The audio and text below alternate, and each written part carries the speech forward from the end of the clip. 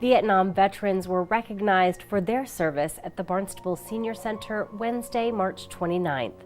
The event was held on Vietnam Veterans Recognition Day. The gathering commemorates the anniversary of when the last American combat troops were withdrawn. During the emotional event, veterans had the chance to talk about their experiences in Vietnam. Many speakers thanked the Cape Cod Vet Center for the work that they do. Vietnam Veterans Day commemorates the sacrifices of Vietnam veterans and their families and is part of a national effort to recognize the men and women who were denied a proper welcome home upon returning home more than 40 years ago. Most states celebrate Welcome Home Vietnam Veterans Day on either March 29th or March 30th of each year. Though there is some debate, generally March 29th is viewed as a more appropriate date. On that day in 1973, the last combat troops were withdrawn from Vietnam, and the last prisoners of war held in North Vietnam arrived back on American soil. It is also the date that President Nixon chose for the first Vietnam Veterans Day in 1974. 42 states currently have created a Vietnam Veterans Day. According to Massachusetts general laws, as enacted in 1979, this might be surprising to folks, it surprised me. In 1979, March 29th was proclaimed Vietnam Veterans Day for the state of Massachusetts. I don't know if everyone knew that that's been around for that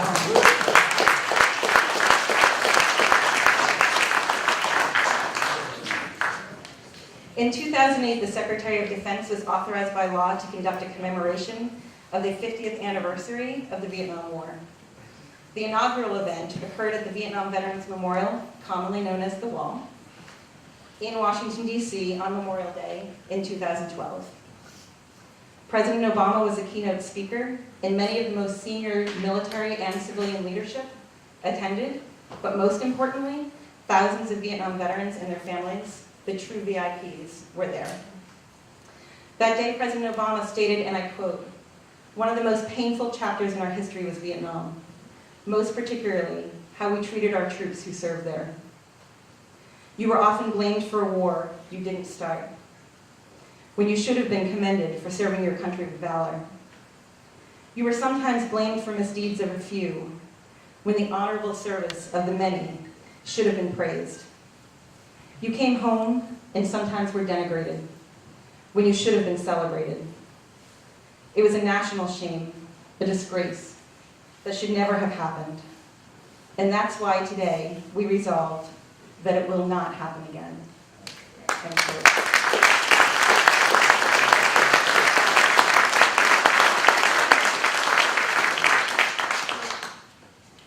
All military families endure the hardship of separation, uncertainty, and fear. But the families of our Vietnam veterans also witnessed their loved ones returning home to a nation in turmoil. They watched as a vast majority received no formal recognition for their service or welcome home ceremonies hosted by their communities.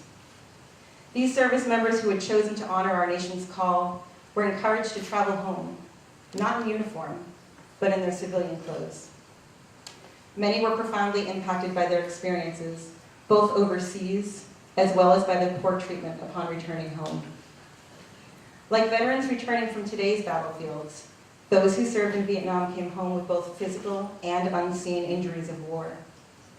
Sadly, many of the unseen injuries suffered by our Vietnam veterans went undiagnosed and weren't understood by our medical community or our citizens as they are now.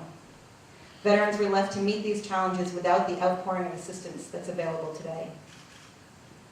However, too many fought in Vietnam never experienced that return home or the chance to marry or have children or grandchildren.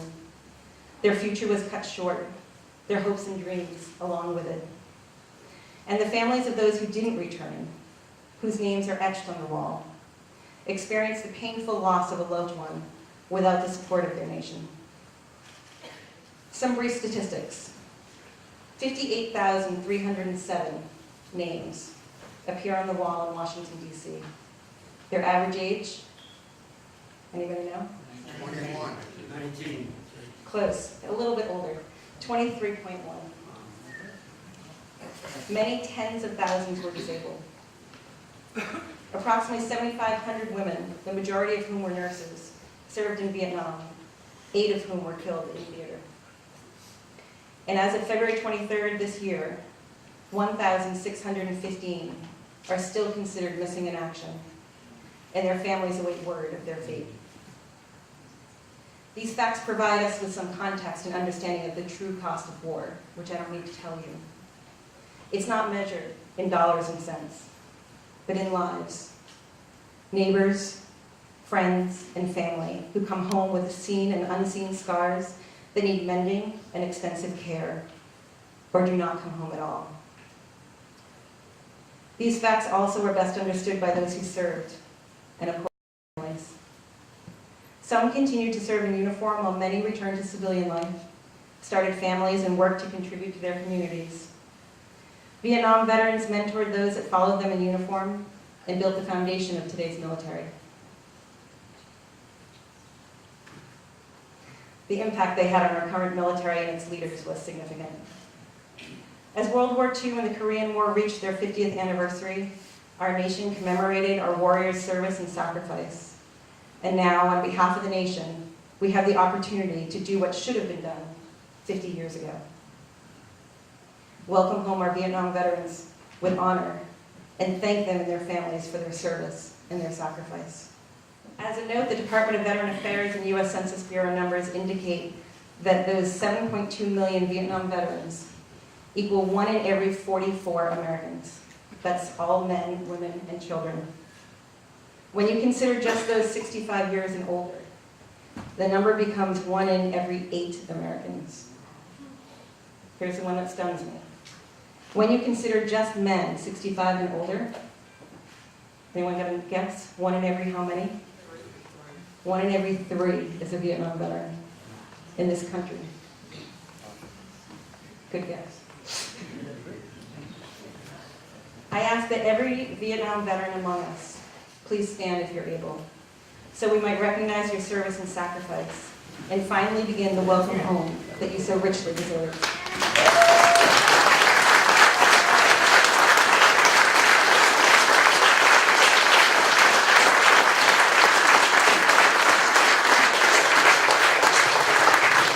On a personal note, I have to say that working at the Vet Center is probably the best job that anyone could ever have. I think I speak for us all in saying that. We are privileged because we get to listen to veterans' experiences. We get to be let in on stories that sometimes other people have been shut out of. We learn history and we get to share in people's lives. And we get to honor people who have worked to make our lives and the lives of our families better. We are allowed in when many others are shut out.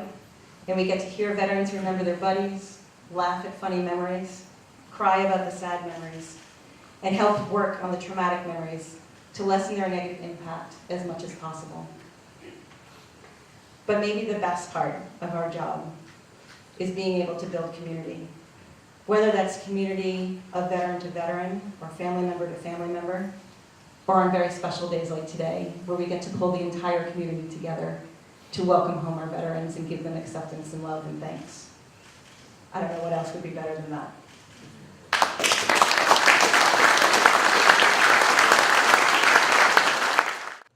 Welcome home, boys, welcome home. Welcome home, boys, welcome home. Welcome home, boys, welcome home. As she watches the water roll on by, and she watches the water roll on by. Mama cried, welcome home, boys, welcome home.